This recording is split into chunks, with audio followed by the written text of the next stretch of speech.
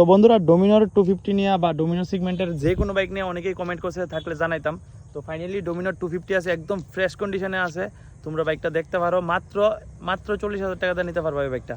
তো 40,000 টাকা দিয়ে কীভাবে নিতে পারবা? এটার ইএমআই আছে প্রায় 97,000 বা একটু বেশি, মনে করো 1 লাখের মতো ইএমআই আছে।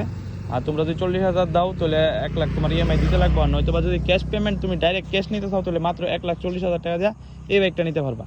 তো এটার কন্ডিশন আশা করি দেখানোর মতো আর কিচ্ছু নাই, দেখতে পাইতেছো একদম ফ্রেশ কন্ডিশনে আছে।